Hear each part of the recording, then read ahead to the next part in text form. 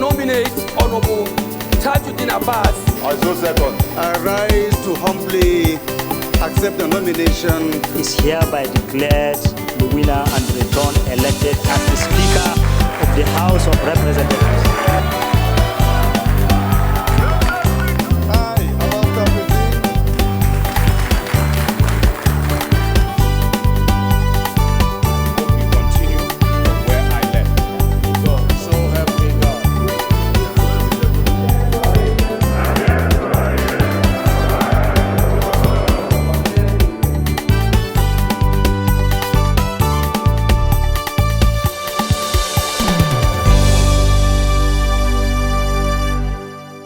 No put, the airport was cordoned and they were held hostage for 18 hours. Lawmakers denounced the inhuman treatment meted out to the Super Eagles in Libya.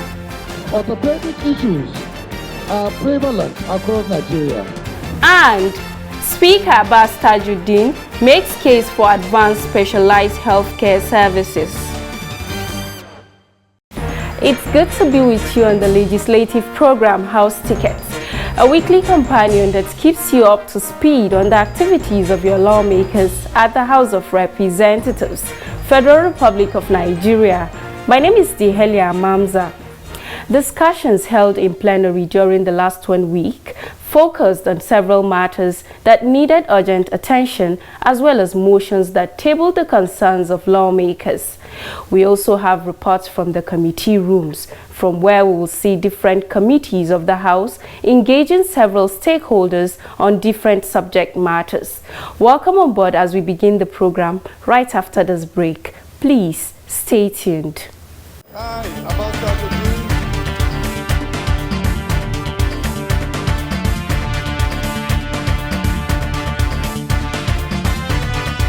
The House will pay priority attention to participatory budgeting process and delivery, law reform, electoral reform, women's participation and inclusion in governance, among others.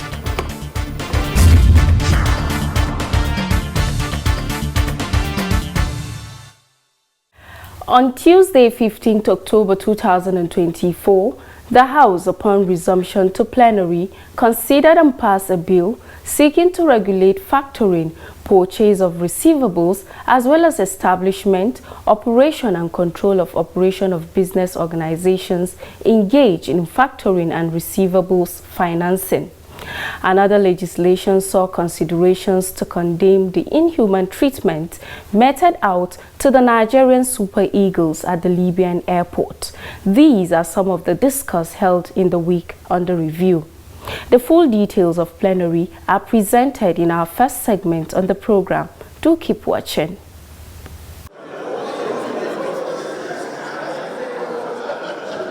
Proceedings on Tuesday, 16th October 2024, saw a matter of urgent public importance raised through Order 8, Rules 4 and 7, as the Chairman House Committee on Sports, Representative Kabiru Ahmadu Mai Palace, spoke on the need to condemn the inhuman treatment meted out to the Nigeria Super Eagles at the Libyan airport and the other contingent members. The team and the delegation were en route to Benghazi in Libya before the aircraft was unexpectedly diverted mid-flight to the Al-Abrak, a small, abundant airport that reserves for emergency in Al-Abrak, Libya.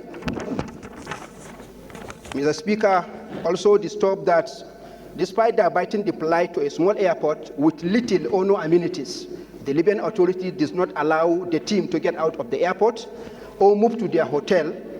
No access to internet, no food. The airport was cordoned and they were held hostage for 18 hours.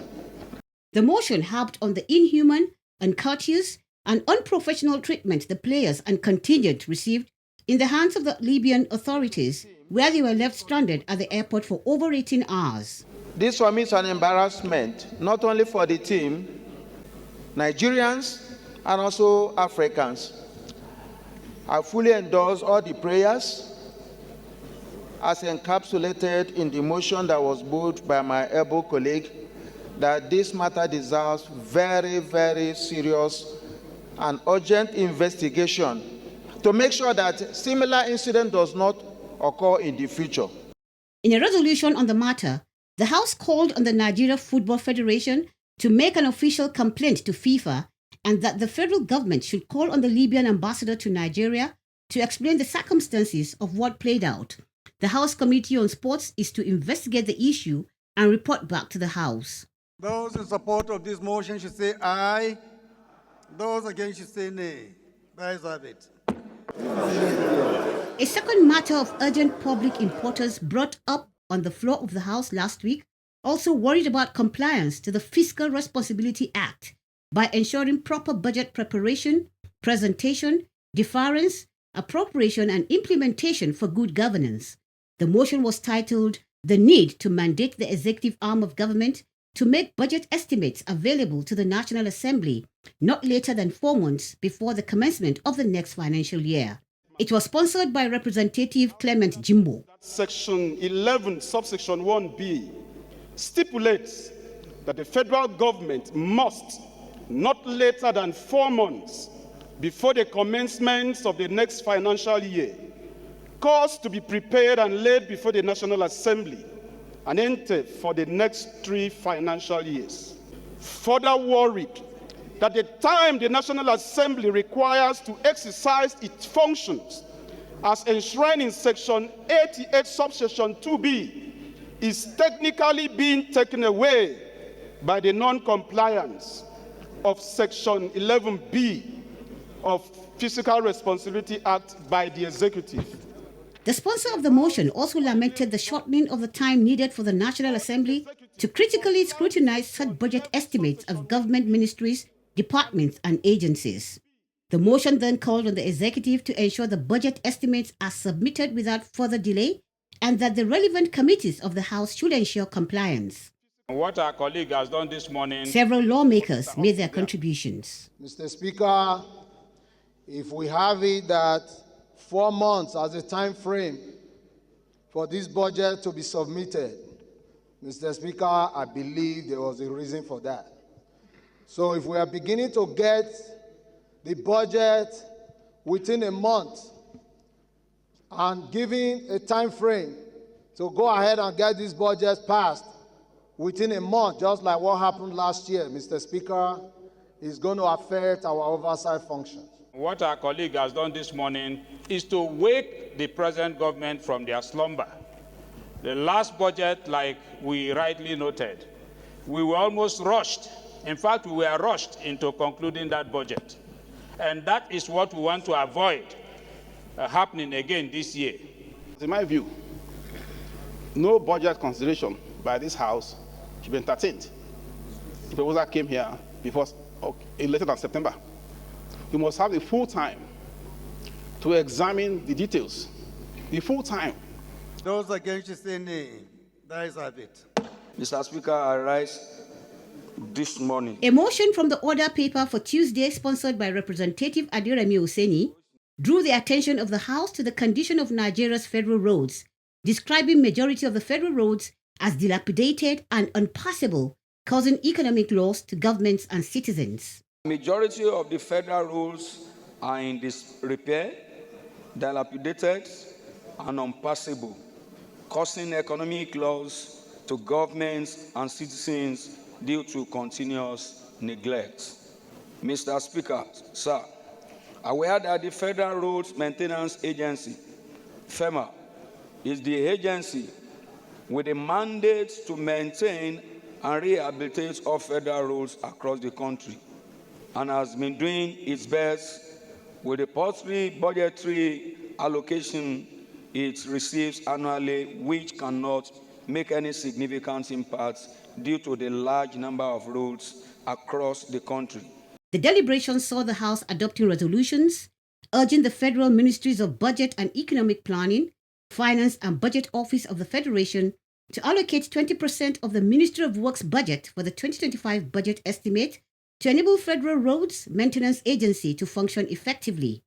The House also mandated the Committees on Appropriations, Finance and Legislative Compliance to ensure compliance. Present a bill for an act. On bills, over 60 bills passed first reading. They include Nigeria Sports Arbitration Tribunal Establishment Bill 2024, sponsored by Representative Akiola Moshood.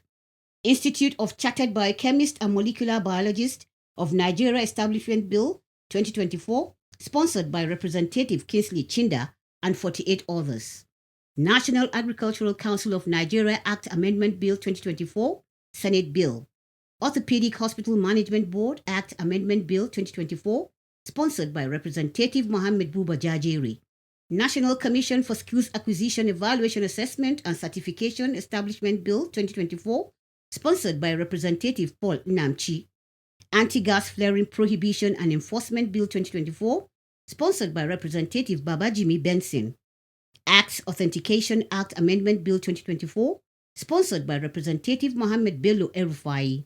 And National Commission for Amnesty, Rehabilitation and Reintegration Bill 2024, sponsored by Representative Kwamoti Bitrus Lowry. A bill for an act. And at second reading, 11 bills were passed, among which is the bill seeking to regulate factoring, purchase of receivables, as well as establishment, operation and control of operation of business organizations engaged in factoring and receivables, financing and for related matters. It stands in the name of lawmaker Mohammed Bello Erufai. A bill for an act to regulate factoring, purchase of receivables, as well as establishment, operation and control of operations of business organizations engaged in factoring and receivable financing, and for related matters, HB 516. My name is Mohammed Bello El-Rufai. I represent the good people of Kaduna North. Thank you, sir. The bill has been referred to the Committee on Banking Regulations for further legislative action. Mr. Speaker, I rise this morning. Another bill which passed second reading, sponsored by Representative Amobi Godwin Oga, seeks to establish the National Institute for Organic Agriculture and Food Safety Research, Ulona North Isukwato, Abia State, and for related matters. I rise this morning to move a motion on a bill for an act to establish the National Institute for Organic Agriculture and Food Safety Research in Ulona North Farm Settlement, Isukwato, Abia State. Those in support of this motion should say aye. The bill has been referred to the Committee on Agricultural Colleges and Institutions for further work. Clerk. On the other hand, 7 bills were read a third time and passed. They include a bill for an act to amend the Federal Colleges of Education Act to establish Federal College of Education Special, Duku, Gombe State, and for related matters. A bill for an act to amend the Federal Medical Centers Act to establish Federal Medical Center, Fufu, Kwara State, and for related matters. A bill for an act to amend the Federal Universities of Agriculture Act, Cap F22, Laws of the Federation of Nigeria 2004, to establish the Federal University of Agriculture, Fiditi, Oyo State, and for related matters. Please let him proceed. Meanwhile, Representative Dennis Nnamdi Agbo from Enugu State of the Labour Party was sworn in last week. He took the oath of office, as well as that on allegiance to Nigeria, after the Supreme Court declared him winner to represent the people of Igbo Eze North, Udenu Federal Constituency. Honorable Judge, return to your seat.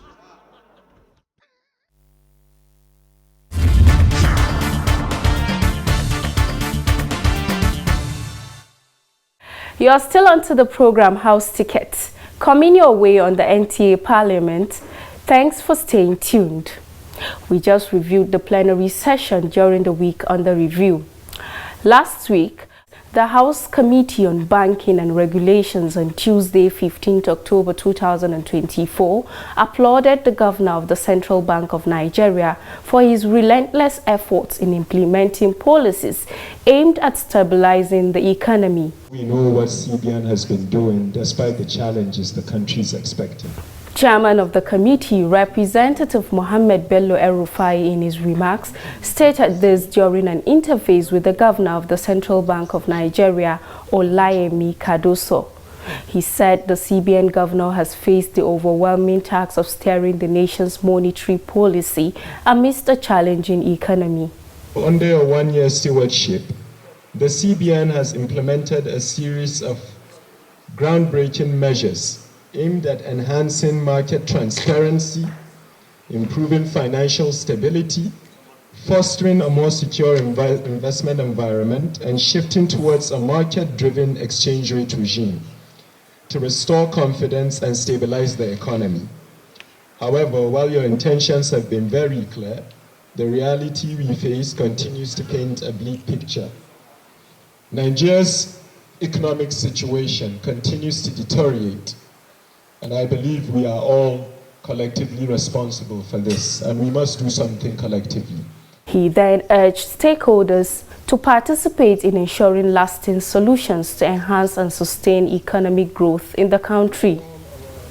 As we review our economic performance for 2024, the governor of the Central Bank of Nigeria, Olayemi Cardoso, in his presentation, spoke on the mandate of the Apex Bank while noting that the CBN swiftly commenced the process of addressing the key challenges facing the economy, exchange rate instability and high inflation by enacting policies and reforms aimed at achieving economic stability and growth.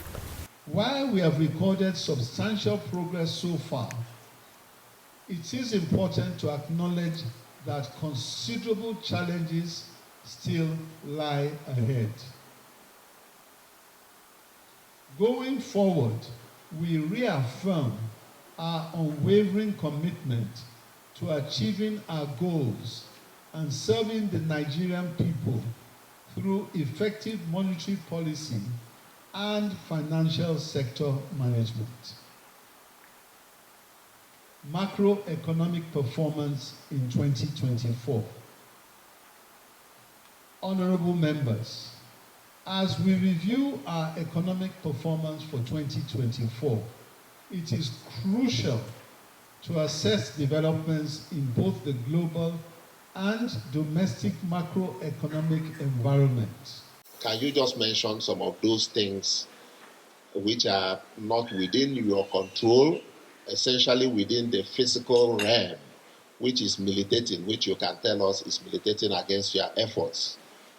So that if we need to amend some of our laws, we amend some of our laws. If we need to make new ones for you to operate better, we make those new ones. So what are those fiscal things that you think are making your job difficult? The average questions that all of us are coming across on daily basis, Mr. Governor, is the issue of this inflation. Why our naira is falling day by day. You need to have a simple language for us, Mr. Governor, that we can use to explain to our average Nigerians. Why is it that our naira is falling day by day? The questions raised were, however, answered behind closed doors. Let us end the program with a last report on health matters. The Specialty Healthcare Committee held a one-day public hearing on a bill seeking to address the orthopedics healthcare gap in the Northeast region by creating a facility that can offer specialized care to those in need. The details. The one-day public hearing on the bill saw lawmakers campaign for more citizens' participation and engagement in legislations to further entrench democratic values and norms towards development in Nigeria. The bill is titled, A Bill for an Act to Amend the Orthopedic Hospitals Management Board Act to provide for the establishment of an orthopedic hospital in Iliri, Gombe State, which will be affiliated to the Federal Teaching Hospital, Gombe. Speaking to the bill under review, the House had lauded the initiative, saying it could not have come at a better time than now, as the nation is addressing healthcare needs in Gombe State, and more broadly, Nigeria's healthcare system. This will enhance access to critical orthopedic care, particularly in a region that needs sufficient specialized health services in order to remain resilient. Orthopedic issues are prevalent across Nigeria, particularly due to road accidents and other trauma-related injuries, making the establishment of such a facility a necessary step in addressing an undeserved aspect of health care, underserved aspect of health care. This bill's provision to affiliate the new hospital with the Federal Teaching Hospital in Gombe offers a synergistic benefit by creating an educational partnership that can improve healthcare outcomes through training, research, and increase expertise in orthopedics. The public hearing, therefore, opens a window of participation to identify stakeholders, indeed all Nigerians, in line with the inclusive and facilitatory legislative agenda to make a legislative agenda of the 10th House of Representatives. You are therefore encouraged to make your views known in this hearing and submissions to the committee to enable us to report back to the House for further legislative action. Taking another giant step toward... The Minority Whip of the House, Representative Ali Issa Jesse, who sponsored the bill, also made his presentation at the hearing.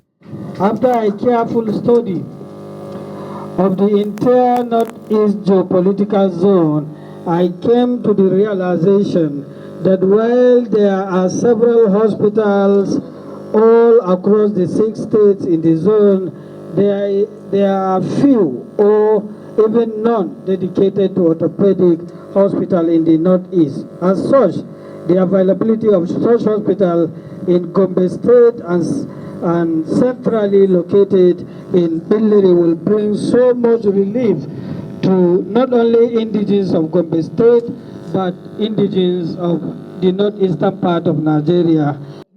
Memoranda presented on the bill saw submissions in favor of the passage of the bill. From Yobe to Plenary, from Borno. The various stakeholders speaking for the bills posited that benefits abound when the legislation becomes law.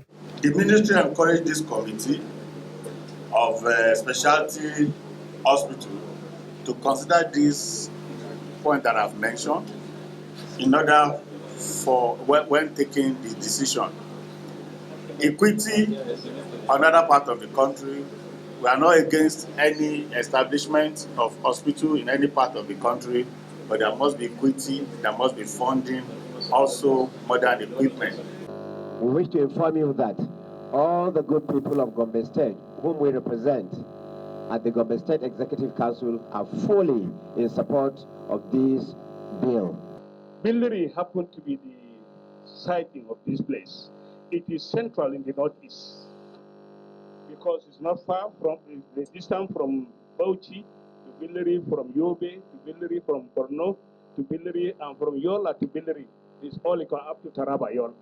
So it's central, and that is the reason why I'm glad that Honorable Jesse, my honorable member, has brought out this bill and citing at Plenary.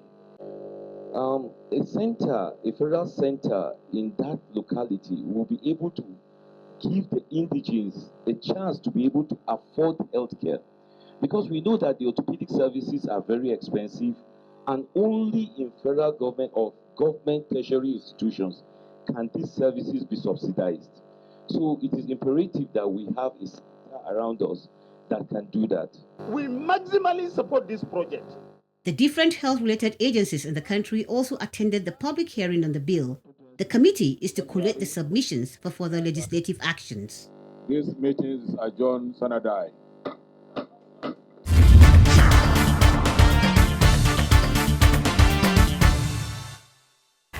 This is where we end the program. House Tickets will continue to bring you events from the Green Chamber as they unfold. And do tell us through your feedback and comments details of constituency outreach programs facilitated by your representatives in the House. You can send in your feedbacks in form of comments, videos and questions through the various channels showing on your screen. We will be glad to show Nigerians evidence of effective representation by our lawmakers. Till we hear from you, enjoy the rest of your week.